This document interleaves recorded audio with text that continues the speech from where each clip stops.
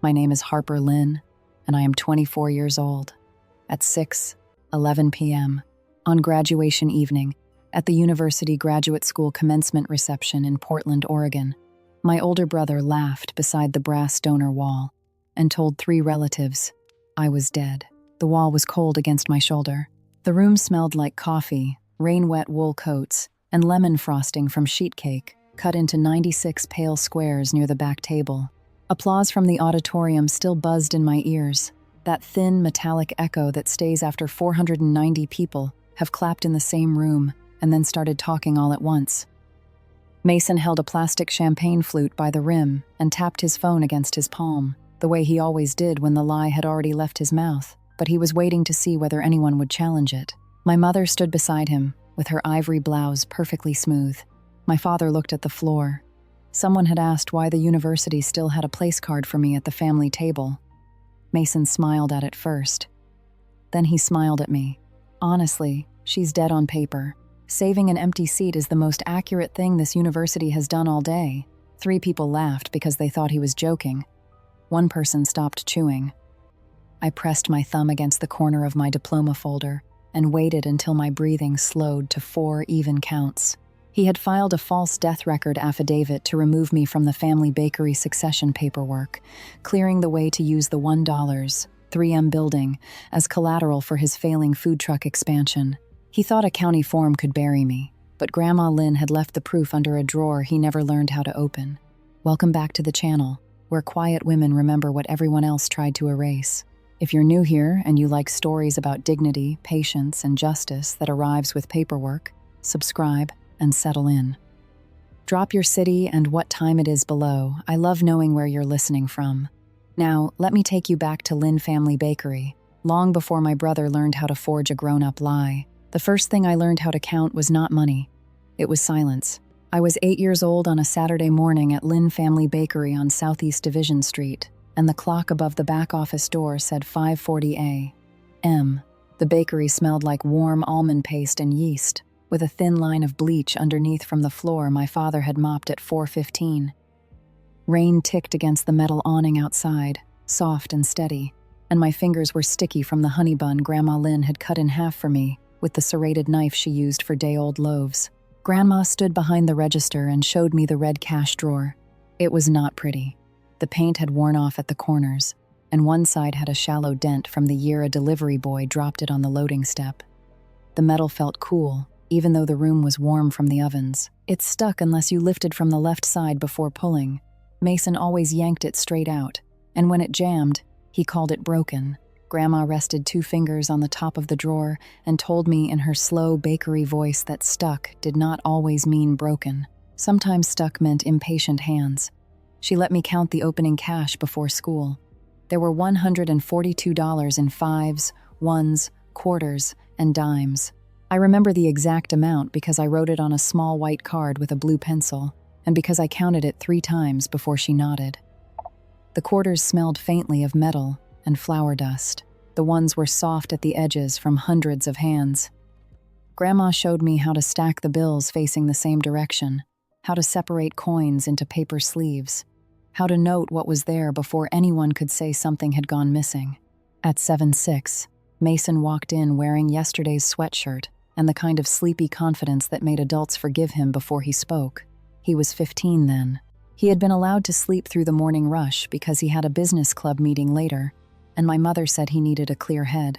He leaned against the display case, took 1 almond cookie without asking, and watched me finish the count. She likes counting pennies because nobody asks her to make decisions. My ears got hot, but my hands stayed on the coins. I did not know then how often people would confuse volume for leadership. I only knew that Mason could arrive late, eat the cookie, mock the work, and still be praised for helping. My mother came in 9 minutes later with her hair in a tight low bun and told Mason how nice it was to see him at the bakery so early. He had been there long enough to leave crumbs on the floor. Grandma did not correct her.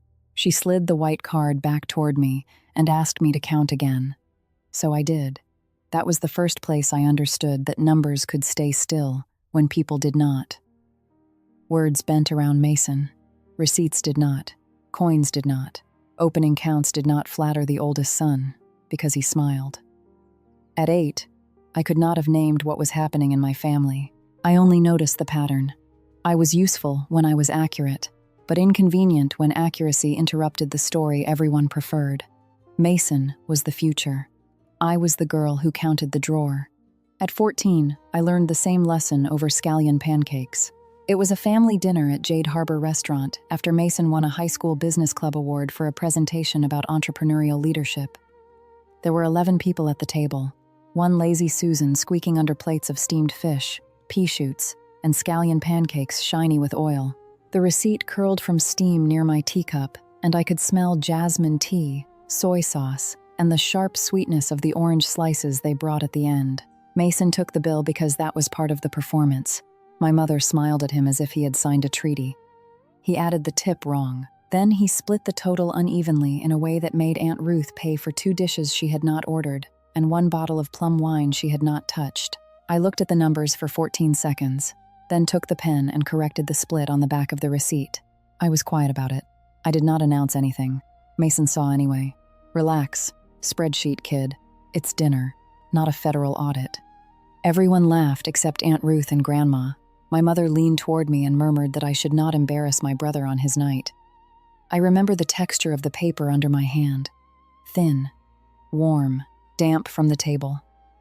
Grandma reached across, took the corrected receipt, folded it once, and slipped it into her knur. She did not smile at Mason. She did not scold him. She gave me one nod. It was the smallest possible ceremony. That night, I learned that truth could be treated as rude when it arrived without permission. At 17, I watched Mason sign someone else's name for the first time. It was January, and rainwater ran under the bakery delivery entrance in 2 thin lines. The back hallway smelled like wet cardboard and raw flour. Mason had forgotten to place the flour order on time, then blamed the supplier for arriving late. When the driver brought 18 bags, Mason signed Daniel Lin on the carbon copy with a borrowed pen that skipped twice. Grandma stood beside the mop sink. Her face did not change. A practiced little signature becomes a dangerous adult habit. Mason laughed and said she worried too much. My father accepted the bags. My mother smoothed the front of her blouse. The invoice disappeared into a folder. Grandma remembered. She remembered more than anyone wanted her to. In 2015, after closing, she asked me to sit with her in the back office. The overhead light flickered every 22 seconds. I counted because the silence was heavy and because counting gave my hands somewhere to put the room. The mop bucket still smelled of bleach, and the office fan pushed warm air around without cooling anything. Grandma had 3 envelopes on the desk. One held a bakery deed summary. One held a commercial kitchen property record. One held a draft succession note written in her slanted English, each letter careful, each margin straight. She did not accuse Mason. She rarely accused anyone. She named actions instead, the way she named ingredients before she mixed dough. She said that when people borrowed names, they practiced taking lives they had not earned. My throat tightened, but I kept my hands folded. Grandma poured warm milk tea into a chipped mug with a faded crane on the side and pushed it toward me. The mug had a small crack near the handle that caught against my finger. It smelled like black tea, sugar, and evaporated milk, the bakery version of comfort. Everyone else treated my attention to detail as a quirk. Grandma treated it as a fire door. She asked where a duplicate should be hidden, not whether one should exist. Where? I looked around the office. The dented filing cabinet, the paper cutter, the bulletin board with delivery schedules, the desk Mason sometimes raided for tape and keys. Then I said the first thing that came to me. Somewhere, Mason would never clean. Grandma's smile started at one corner of her mouth and traveled slowly. She did not give me the bakery then. She did not hand me a grand secret wrapped in ribbon. That would have been too theatrical for her and too easy for Mason. Instead, she kept teaching me the routines that made a business survive. Opening count, closing count, invoice order, supplier names, rent due dates, which forms mattered, which signatures were decorative, which ones could move property if nobody was watching. The red cash drawer became my private classroom. I opened it when I was 8, then 9, then 10, then older than any child should have to be, to understand that adults sometimes needed a witness. I learned its stubborn weight, its left side lift, the faint powder of sugar that settled along the inner seam when the register stand was not wiped. I learned how Grandma's hand moved across paper, the tall M, the narrow L, the small hook she made at the end of Harper, because she disliked leaving a name unfinished.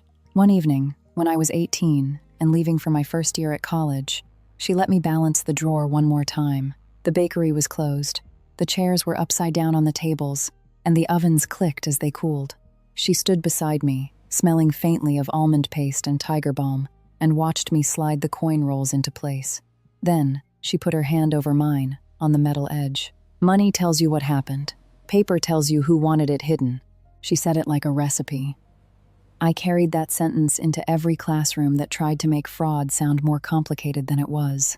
People could dress theft in board minutes, vendor codes, succession forms, reimbursement language, family obligation, emergency decisions, even grief, but money still moved. Paper still showed who wanted the movement hidden. The rest was theater. By the time I was 24, I worked at North Bank Forensic Group in Portland, where the coffee was too strong. The carpet smelled faintly of toner, and every conference room had a table smooth enough to show fingerprints under the right light. Luis Romero, my supervisor, kept his suit sleeves slightly too short because he said he liked seeing his watch when people lied about time. On a Monday in March, he gave me 3,200 invoice lines from a regional grocery chain and said the client wanted a vendor payment review by Wednesday noon. He did not say it as a test.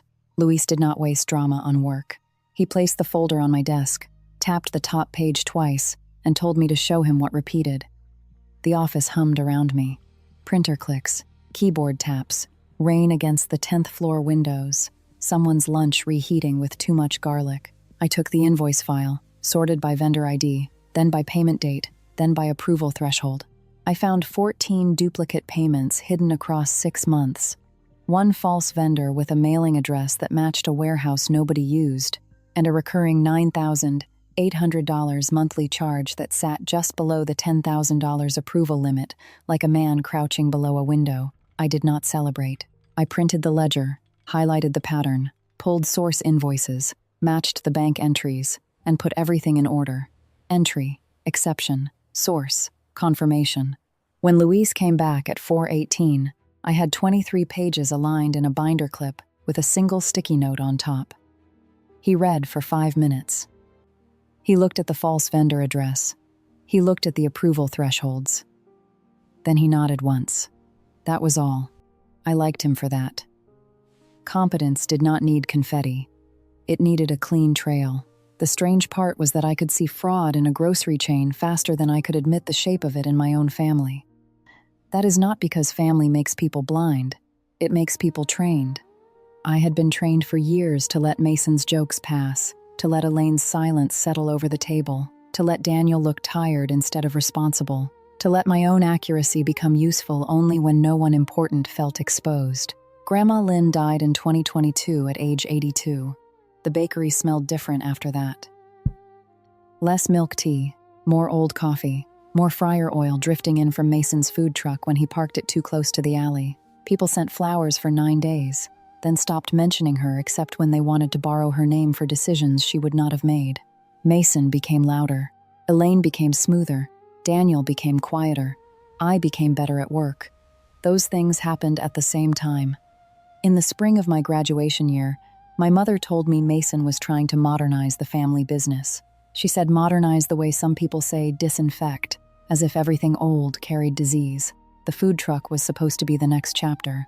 Lynn Street kitchen expansion, painted renderings. A second truck, a catering contract he mentioned 17 times without showing anyone the terms. I asked once whether the bakery building was involved. My mother smiled without showing her teeth and said I should focus on my diploma. I did. I focused so well that I almost missed the first form with my death written on it. Quiet people still keep count. The text came on a Wednesday at 4:36 p.m., 2 days before the county business succession filing would become active. I was at my apartment kitchen table, still wearing the black dress I had bought for graduation, reviewing an email from the university about reception parking. The chair was cold against the backs of my thighs because I had opened the window earlier to let out the smell of burnt toast. My tea sat beside my laptop, oversteeped and bitter, and the refrigerator hummed with the tired rhythm it developed whenever the weather turned damp. Grace Lin sent the photo. She was 19, my cousin, a part-time bakery cashier, and the only person in the family who could wear a green apron 2 sizes too big and make it look like a private joke. The photo was blurry. Printer paper, under fluorescent light, a county notice, half crooked, probably left in the bakery office tray. I could see a form number in the upper right corner, a county stamp, a filing date, IMMM. Then I saw my name, Harper Lin.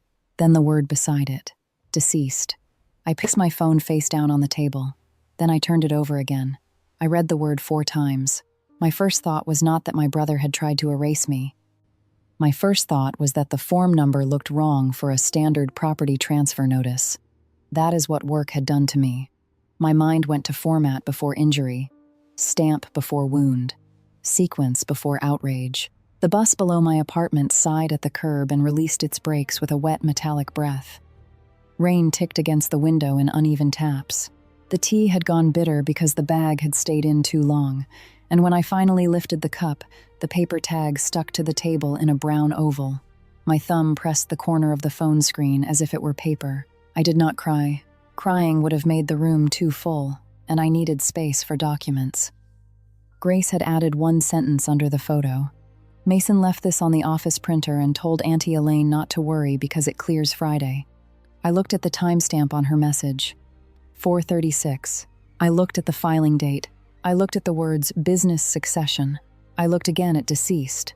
Then I opened my old email and searched Grandma Lin estate attorney. Jonathan Park's name came up in 11 seconds. The email was from 2021, one of those long estate planning messages Grandma had forwarded to me without explanation, as if sending me into adulthood with a paper trail was more practical than giving advice. I had never called him before. I knew only that he represented her during her final estate planning and that his signature block listed probate, small business succession, and commercial property continuity. I called at 5:12 p.m. He answered on the 4th ring, and I heard a printer running in the background. The sound was steady and mechanical, sheets catching against one another. He introduced himself like a man who had already taken notes before picking up the phone. I gave him my name. I gave him Grandma's name. I gave him the form number. I told him my cousin had sent a photo of a county notice marking me deceased in connection with the bakery succession. There was a pause. Not shock. Not comfort. Paper moving. Then Jonathan Park said that a false death affidavit was not a family misunderstanding. It was a document with legal consequences. I wrote that down. He asked me to email the photo, then stay on the line while he pulled the file. I heard a drawer open, then another. I heard the cap of a pen click against a desk. When he came back, his voice had changed by half a degree. Not warmer, sharper. He said Grandma Lin had prepared a notarized succession addendum, naming me co-manager of the bakery building and the separate commercial kitchen property. He had one original in his office. Grandma had also instructed him that a duplicate would be hidden where Harper learned the drawer. For 3 seconds, I was 8 years old again, with honey bun on my fingers. Then I looked at the county notice and became 24. Jonathan explained the deadline without dressing it up. The county filing would become active Friday at 3 p.m. Once active, Mason could present himself as sole successor and move forward with a collateral pledge before the bank's Monday loan review. He did not say maybe. He did not say family can be complicated. He said the sequence was dangerous.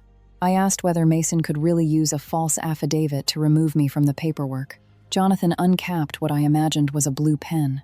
I could hear it.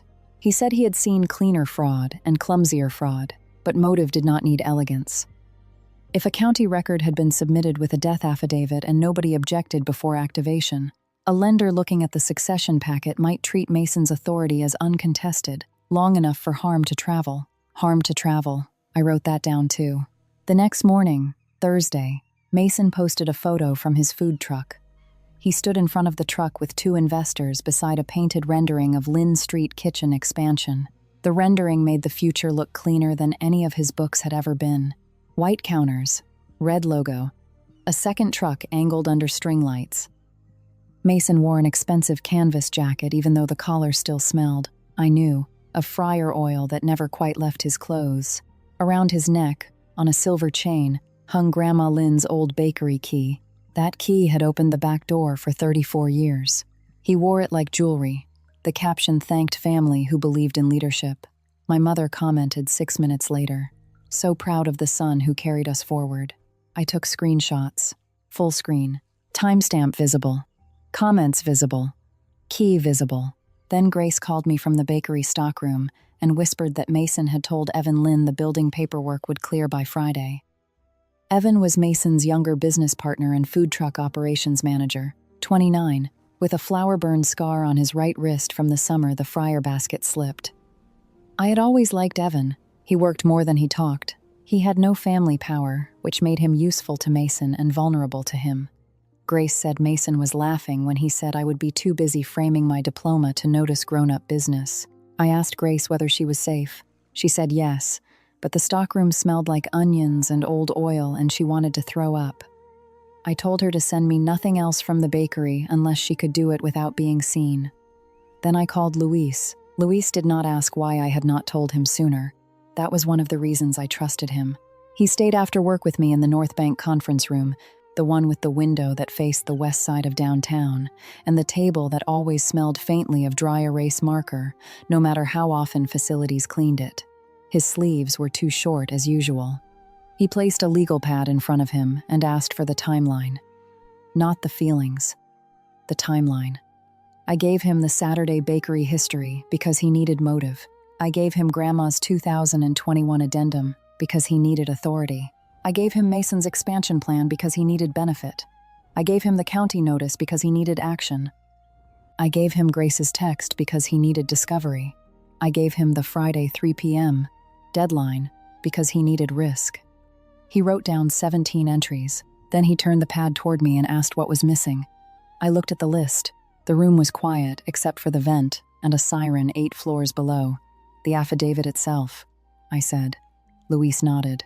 He told me to request a certified copy from the county and ask who submitted it, what supporting document was attached, and whether the death record had been verified or merely sworn. He told me to keep every original message. He told me not to warn Mason before the hold was filed. Then he looked at me for the first time as my supervisor instead of my colleague.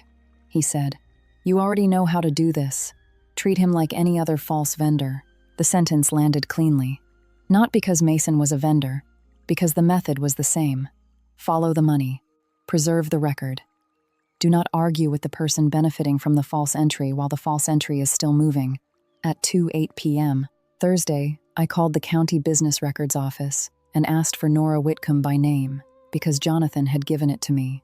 She had coral nail polish, he said, and a voice that could clip thread. He was right about the voice. Nora listened for 38 seconds before interrupting to ask for the affidavit number. I gave it to her. She typed quickly. I heard keys, then a mouse click, then the soft scrape of paper against a desk. She said the supporting death record affidavit had been submitted with the business succession packet, not generated by the county. She said the county did not verify every sworn affidavit at intake before activation unless flagged. She said the filing had an effective review time of Friday at 3 p.m. I asked if I could request a certified copy. She said yes. I asked if an emergency objection could place an administrative hold. She said yes, with counsel. I asked whether she could confirm I was speaking to her while alive. She paused. Then she said, in the driest official voice I had ever heard, that she could not certify life over the telephone, but she could note that the named deceased party had contacted the office regarding the filing. I almost smiled. Almost. By 5:30 p.m., I had printed the county notice, saved Mason's post, exported the comment thread, downloaded Grace's photo, requested the certified affidavit, and sent Jonathan everything in one folder titled Lin Succession False Death Affidavit. The title was not graceful. It was useful. At 7:58 p.m., Grace texted 2 words. I found it. Then another message. But I need you here. I changed clothes in 4 minutes. Black jeans, dark sweater, waterproof coat. I put my phone, a small flashlight, 2 envelopes, and a pair of nitrile gloves in my bag, because forensic accounting does strange things to a person's idea of family errands. Grace met me outside the bakery at 8:20 p.m. The alley smelled like rain, old sugar, and fryer oil from the food truck parked nearby. A thin puddle ran along the curb, carrying a white paper straw wrapper in circles. Grace's green apron was folded under her coat, and her hands were shaking hard enough that the keys clicked against one another. She unlocked the side door. The bakery was dim, lit only by the exit sign and the weak bulb above the prep sink. The display cases were empty, except for 3 paper liners curled at the edges. The floor had that faint tackiness sugar leaves when it has been mopped, but not rinsed well. Somewhere near the ovens, a metal pan settled with a soft ping. Grace whispered that Mason and Elaine had cleaned out Grandma's office 2 weeks earlier. They took 4 boxes. They said it was old clutter. Grace did not understand why until she saw the county notice on the printer, and the word deceased scared her enough to take a picture. I walked to the register stand. The red cash drawer sat where it had always sat, though it had not been used in years. Modern systems had replaced it. Mason liked tablets and card readers and anything with a screen that made him look current. The drawer looked smaller than I remembered, and heavier at the same time, a red metal fact no one had bothered to move. I pulled.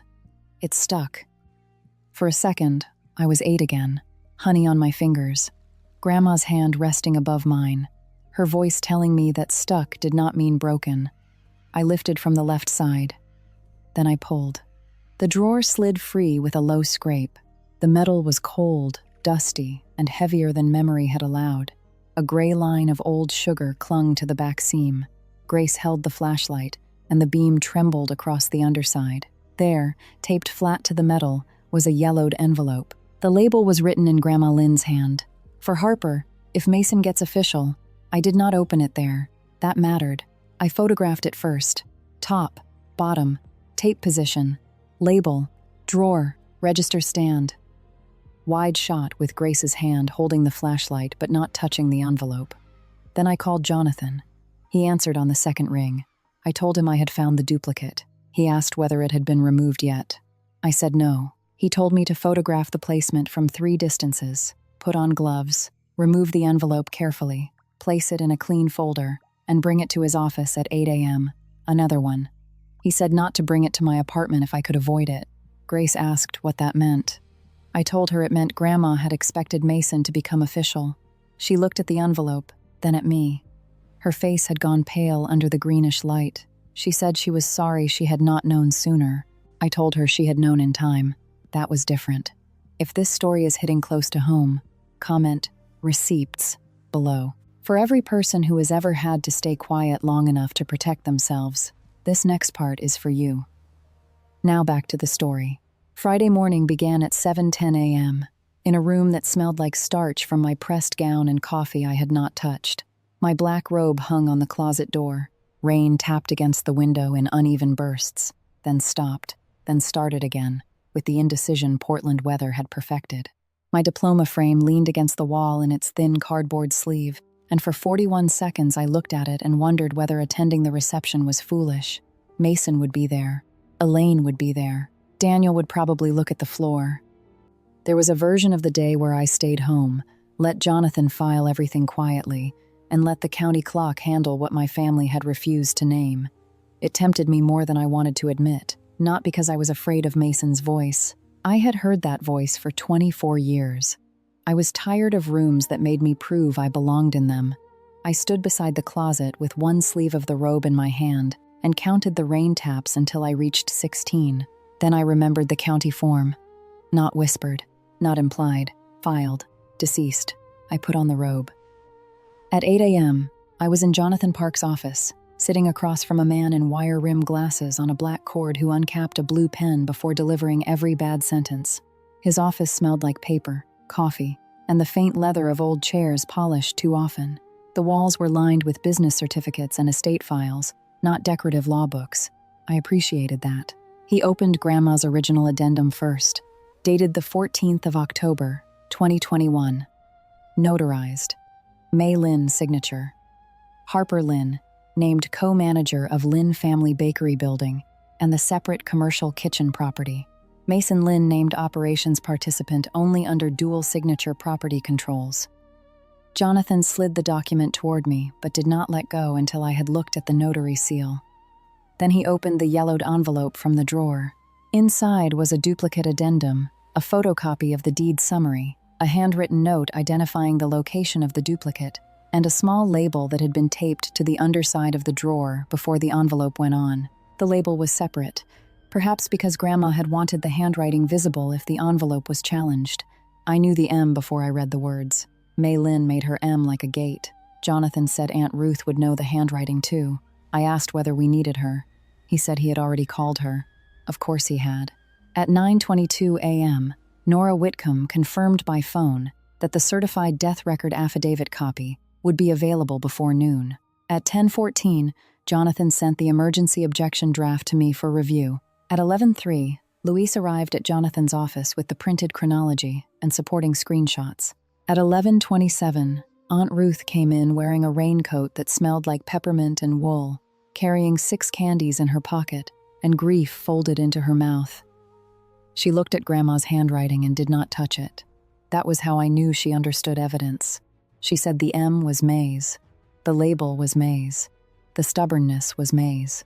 Then she put a peppermint on the desk in front of me, the way she had at every family funeral and every bakery reopening after storm damage, and said nothing else. At 1:42 p.m., Jonathan and Nora coordinated the emergency hold. At 2:31, the objection was filed. At 2:47, Nora confirmed receipt. At 2:59, the county business succession filing was placed on administrative hold pending review. 1 minute before activation. I counted that too. Jonathan told me the property was protected for the moment. He also said Mason did not know yet unless someone at the county had notified him, which was unlikely before formal review. The bank's Monday loan review would not have clean collateral. The building would not move uncontested. Grandma's addendum would stand. I asked if that meant I could skip the reception. He looked at me over his glasses.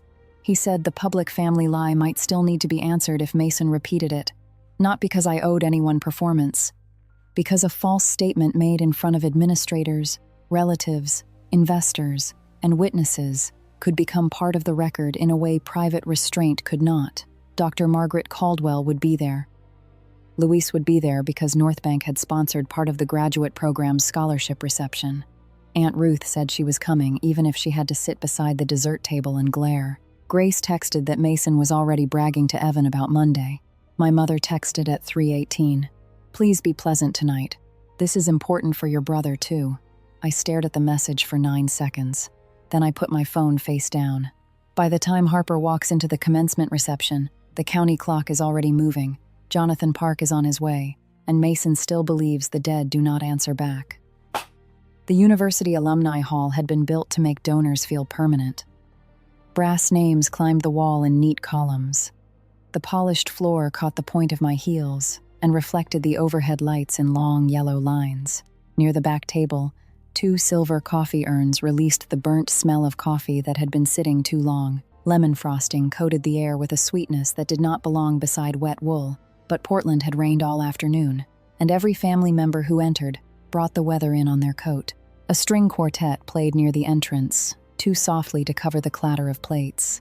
There were 490 graduates, professors, family members, alumni, and administrators in that room. Not a courtroom, not a bakery office. A room full of people trained to hear words carefully. I repeated the number in my head as I stepped inside. 490 witnesses. Not all watching, not all listening. Enough. My diploma folder rested in my left hand. My thumb found the corner automatically and pressed once. Paper had texture even when covered in leatherette. Paper had edges. Paper made claims, and then waited to see whether anyone would read them. I saw Mason before he saw me. He stood near the brass donor wall with Elaine and Daniel. Mason was wearing the expensive canvas jacket, the one with the collar that held fryer oil like a confession. He held a plastic champagne flute by the rim and tapped his phone against his palm. Tap. Pause. Tap. Elaine's ivory blouse was perfectly smooth, and her hair was pulled into a low bun tight enough to make her face look composed from a distance. Daniel's eyes had coffee-dark circles under them. He smelled, when I got near enough, faintly of grounds and almond paste, as if the bakery had stayed on him even after he stopped defending it. Mason turned when he heard Aunt Ruth greet Dr. Margaret Caldwell. His smile changed. That was the first record of the evening. The shift from public charm to private amusement, done in less than 2 seconds. Dr. Caldwell stood near the family table with silver reading glasses on a chain and a program folded in half. Luis Romero was by the coffee urn, pretending not to watch, and watching exactly. Grace stood 6 feet behind Elaine, her green apron absent for once, her hands clasped in front of a navy dress. Evan Lin had come too, probably because Mason wanted investors and operations people to see him as a family-backed leader. Evan's right wrist scar showed when he reached for a napkin. There was a place card for me at the family table. Harper Lin. My chair was empty because I was still standing. Someone, a second cousin I had not spoken to in 3 years, asked why the university still had a seat saved when Mason had told them the family table was being adjusted. Mason laughed, loud enough for the nearest 14 people to turn. He picked up the place card between 2 fingers. The card bent slightly. Honestly, she's dead on paper. Saving an empty seat is the most accurate thing this university has done all day. The sound changed after that. Not silence all at once. A room that large never goes silent all at once. It thinned in layers. The clatter of plates softened first, then the conversation nearest the donor wall stopped. Then the string quartet reached the end of a phrase and did not fill the space fast enough. Dr. Margaret Caldwell stopped with her hand halfway to her glasses. Luis Romero turned from the coffee urn. Aunt Ruth's peppermint wrapper froze between her fingers. Grace looked down at her shoes. Evan's napkin remained in his hand, unfolded. Daniel closed his eyes for 1 second too long. Elaine smoothed the front of her blouse. I stood with my diploma folder in my left hand. Everyone expected heat. That was what rooms expect from someone publicly humiliated. Heat gives them something familiar to judge. A raised voice, a sharp insult, a scene they can later reduce to both sides. I gave them none of it. I counted. 1, 2, 3. Mason's smile held. 4, 5, 6. Elaine inhaled through her nose. 7, 8, 9. Luis set his coffee cup down. 10, 11. At 11 seconds, I placed my diploma folder on the table. The sound was small, leatherette, against linen. It carried anyway. I smoothed the corner of my place card with 2 fingers. Then I turned to Mason. Mason, which paper says I'm dead? I did not ask it loudly. I did not ask it with sarcasm. I asked it the way I would ask a vendor, which invoice supported a payment. Mason smiled wider, because he thought I had walked into the joke. Elaine stepped half an inch forward and said Harper should not make graduation strange. I looked at Mason, not her. Which paper? Pause here. What do you think happens next? Drop your guess in the comments. A. Mason admits it. B. Harper shows the county filing. Or C. Grandma Lynn's hidden paper changes everything. And subscribe if you haven't, because the next 10 minutes are the reason this story exists. Mason lifted his champagne flute as if to toast the absurdity of me. He said I was being dramatic, which was one of his oldest tricks. Describe the reaction before the person has one. He said paperwork was complicated. He said I had always been sensitive about business matters. He said I should enjoy my little degree. Little. The word landed softer than dead but showed more of him. Then Jonathan Park entered the alumni hall with Nora Whitcomb beside him. You can tell when a room does not know how to categorize someone. Jonathan did not look like family. He did not look like a university administrator. He wore a dark suit, wire-rim glasses on a black cord, and carried a flat brown legal envelope with both hands. Nora Whitcomb wore a charcoal coat, coral nail polish visible against the folder she held, and the clipped expression of a county clerk who had already stayed later than she preferred because someone had made foolish paperwork. Jonathan walked to the family table without rushing. Nora walked beside him. Aunt Ruth moved 1 step to make space. Mason's phone kept tapping for 2 more beats, then stopped. Jonathan looked at me first, not for permission exactly, but for the final inch of consent. I gave him 1 nod. He turned to the room because the lie had been public. He spoke in the kind of voice that did not need to compete with music.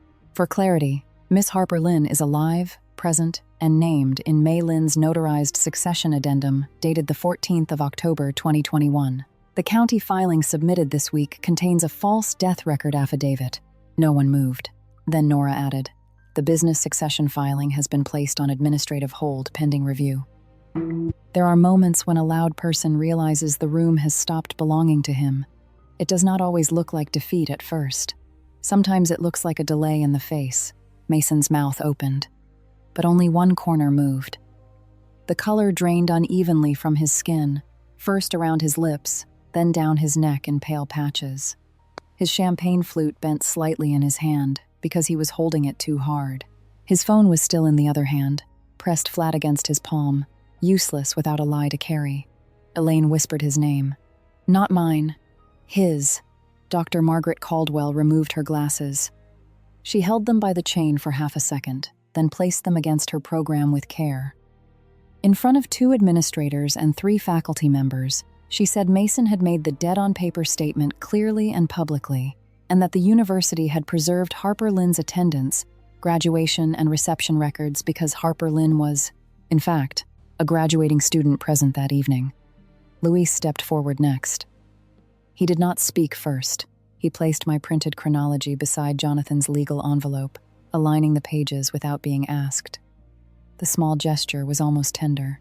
Entry, exception, source, confirmation.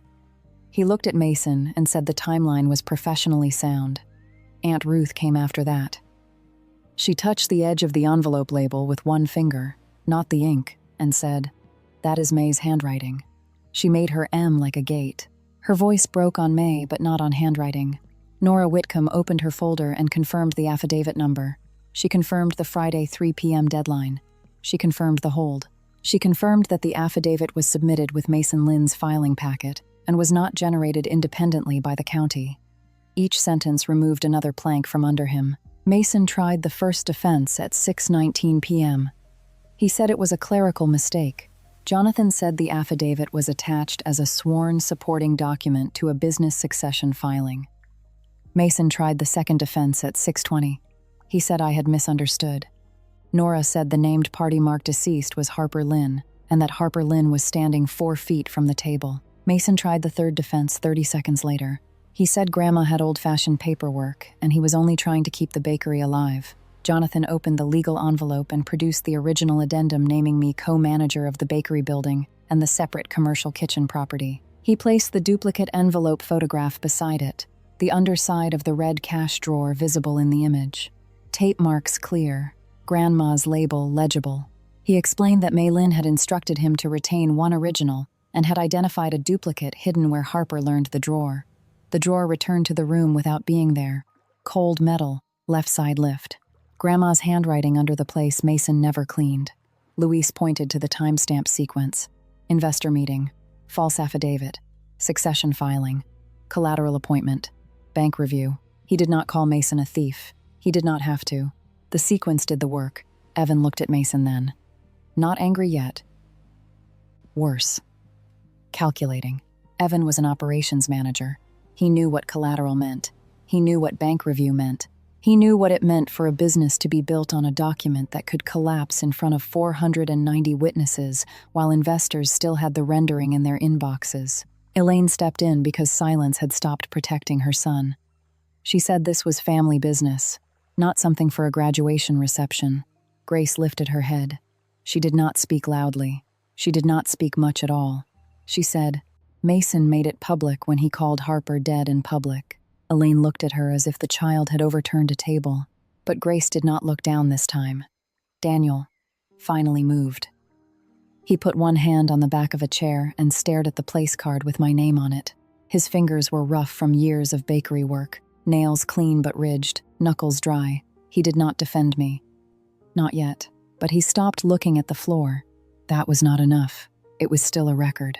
Mason set the bent champagne flute down. It wobbled once and tipped, spilling a thin line of pale liquid across the tablecloth. The smell of cheap sweetness rose under the lemon frosting. He said I was trying to ruin him.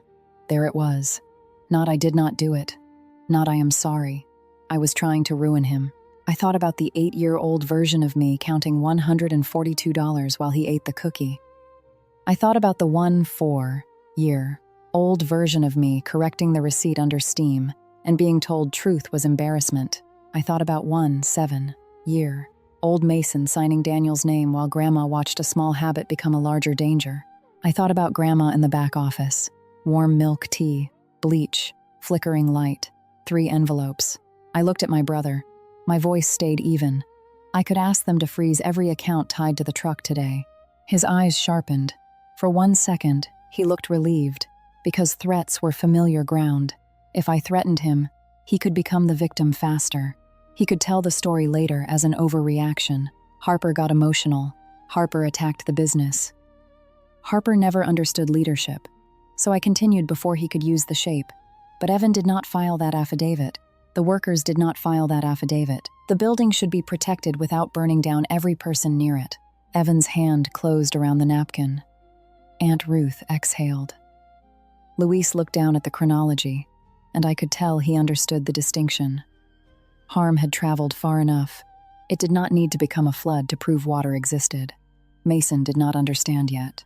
Mercy is often mistaken for weakness by people who have never had enough power to practice restraint. He looked from me to Jonathan, from Jonathan to Nora, from Nora to Elaine, waiting for someone to turn the room back toward him. No one did. The quartet had stopped playing. The administrators near Dr. Caldwell were whispering in the controlled way institutions whisper when liability has entered through the dessert table. Nora closed her folder. Jonathan recapped the next steps. The county hold would remain pending review. The false affidavit would be examined. Property control under Grandma's addendum would be asserted. No collateral pledge could proceed as represented. Any lender relying on Mason's sole successor claim would be notified through counsel. Each sentence was clean. Each sentence was dry. Each sentence cut. Mason had always believed volume could soften facts if he got there first. That evening, he learned facts do not mind arriving late. I picked up my diploma folder. The corner had a small crescent mark from my thumb. I placed my name card back where it belonged and sat in the chair Mason had called empty. The room did not applaud. I was grateful. Applause would have made it feel like a performance. It was not. It was a correction. I took 1 sip of burnt coffee because my mouth had gone dry. It tasted terrible. It steadied me anyway. Dr. Caldwell sat beside me for 3 minutes without speaking. Luis stood near the table with his hands folded. Aunt Ruth opened the peppermint she had been holding since Mason's insult and placed it beside my plate. Grace sat across from me, shoulders stiff, eyes wet but steady. Evan walked out to make a phone call. Elaine stayed standing. Daniel sat down last. Mason remained near the brass donor wall, under names of people who had paid to be remembered. For the first time that evening, no one asked him what to do next. Truth does not need volume. 3 days later, at 10 a.m., Mason sat across from me in Jonathan Park's office and looked smaller under fluorescent light. Not ruined, not destroyed. Smaller. There was a difference, and I had spent 3 days deciding how much difference I was willing to preserve. Jonathan's conference room smelled like coffee, paper, and rain drying from wool. Nora was not there. Luis was not there. The witnesses had done their work. This meeting was not for spectacle. It was for consequence. Mason's canvas jacket hung on the back of his chair. Without it, in a plain black t-shirt, he looked less like a founder and more like a man who had mistaken access for ownership. His phone sat on the table, face down. He had not tapped it once in 14 minutes. Elaine sat 2 chairs away from him, blouse smoothed so many times the fabric had begun to crease. Daniel sat beside her with a paper cup of coffee he had not opened. Evan sat at the far end of the table, right wrist scar visible, jaw tight. He had brought the food truck's payroll records in a folder because Evan understood survival better than pride. Jonathan placed the structured repayment agreement in front of me first. He had explained the options 3 times over the weekend. I could pursue immediate civil remedies against Mason for the false filing. I could notify the bank in a way that would collapse the expansion entirely. I could ask for emergency measures that might freeze every account tied to the truck while investigators sorted clean money from dirty authority. I could make the investors run so fast they would never return his calls. I could protect the building and still let the truck die in the street. Some people would have called that justice. Some days, I did too. But Grandma fed people from that building. Not as an idea, as a daily practice. almond buns at 6 a.m. For construction workers, day-old bread in brown bags after 5 p.m. for families who counted coins at the counter. Soup in winter when the bakery tried lunch service for 8 unprofitable weeks, and she kept doing it anyway because a man from the bus stop said it helped. I looked at Mason. I could liquidate the truck, seize the equipment, and let the bank learn why your collateral disappeared. He swallowed. The sound was small but clear. I turned the page. The agreement removed Mason from control of the bakery building. It protected Grandma Lin's commercial kitchen property. It allowed the food truck to continue operating under Harper Lin as independent manager. Mason's distributions would be redirected toward repayment. He would keep a limited salary only if the business stayed current, and no new debt was taken against family property. Every property document would require 2 signatures and outside review. Any attempt to pledge family property without authorization would trigger immediate enforcement. Mason stared at the agreement. For the first time in my life, he looked confused by restraint. He asked why I was not ending him. I answered without warmth and without cruelty. Because Grandma fed people from that building. I'm not using her name to starve them. His face shifted then.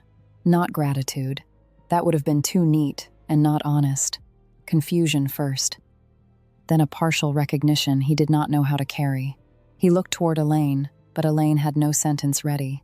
He looked toward Daniel, but Daniel was watching me. He looked toward Evan, and Evan looked back like a man measuring whether the person who had endangered him still deserved a job. Mason signed on page 7, then page 9, then the acknowledgement on page 12. His signature was messier than it had been on the affidavit, I noticed. Of course I did. That was the mercy move. Not forgiveness, not softness, a structure, a document that protected the innocent affected parties while stripping power from the person who had abused it. Mason did not leave whole. He left contained. There are people who think mercy should feel warm. Mine felt like carrying a box down 4 flights of stairs because the elevator was broken. Heavy, necessary, unimpressive to watch. Elaine called me 3 nights later at 9:43 p.m. I did not answer. Her voicemail lasted 2 minutes and 18 seconds. The first minute was familiar. Mason had been under pressure. The bakery had been complicated after Grandma died. Elaine had not understood the paperwork.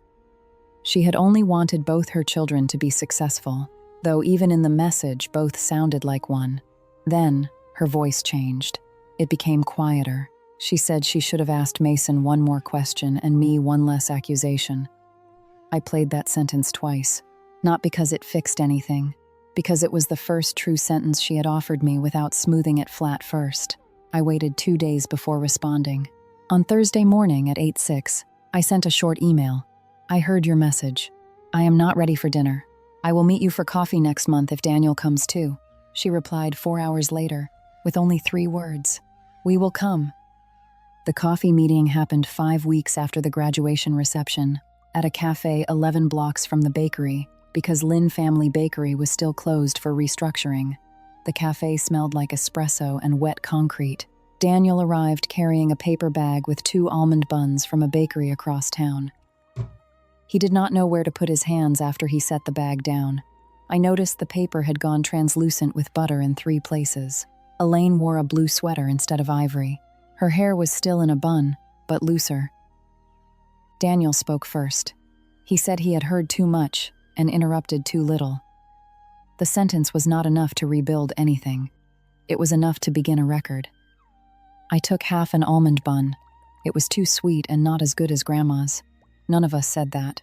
6 months later, Mason had lost sole control of the bakery building and had been removed from all property decisions. His investor group withdrew from the expansion loan within 9 days of receiving notice that the collateral representation was disputed. He remained connected to the food truck only as a salaried employee, supervised by Evan for the first 6 months under terms he disliked enough to follow. His pride suffered more than his wallet, which was exactly why the mercy unsettled him. Elaine stopped calling Mason the responsible one in public. She began volunteering at the bakery 1 morning a week, not at the register, but in the back, labeling donated bread in clear bags with dates written in black marker. Daniel attended the first family mediation session and repeated the sentence from the cafe, this time with 2 witnesses and no almond bun to hide behind. Evan kept the food truck alive. Smaller than planned, but honest. The second truck never happened. The workers kept their jobs. The menu lost 6 items and gained stable payroll. Evan sent me monthly operating summaries for the first quarter without being asked. Each one plain, accurate, and 1-page long. Grace returned to college part-time and still worked Saturday mornings at the bakery counter. She wore the green apron, still too big, and kept the side door keys on a blue wrist coil. Once, when Mason came in and asked where the old office boxes had gone, Grace told him records were no longer stored where confidence could reach them. She said it politely. Aunt Ruth laughed for 11 seconds. I was promoted at North Bank Forensic Group after Luis recommended me for complex estate fraud reviews. My professional life did not become glamorous. It became steadier. I liked that. I also joined the bakery's management board, where every property document required 2 signatures, 1 outside review, and no exceptions for sons with renderings. Lin Family Bakery reopened on a rainy Saturday morning, 6 months after the reception. The air smelled like almond paste again. Not exactly like before. Nothing returns exactly, but close enough that Aunt Ruth stood near the doorway for 20 seconds before walking in. The ovens clicked. Coffee brewed. Rain tapped the awning with the old uneven rhythm. The first tray of buns came out at 6:12 a.m., and Daniel burned his thumb because he refused to wait for the towel. Near the register sat the red cash drawer. It had been cleaned, but not polished. I had left the scratches. The left side still needed lifting before it opened. It was no longer connected to the till. A small card beside it read, Neighborhood Food Fund. A child dropped in 3 quarters. The coins hit the metal with a bright, ordinary sound. Aunt Ruth added a 5. Grace added the first receipt from the reopened counter, folded once, because she said Grandma would have wanted proof that the first sale was real. I touched the drawer's left corner before I left. The metal was warmer than I expected. The drawer had spent years holding proof. Now it could hold something gentler. Paper lies. Lives don't. End. If this story stayed with you, like the video, subscribe for more stories, and comment alive if you've ever had to prove something that should never have been questioned.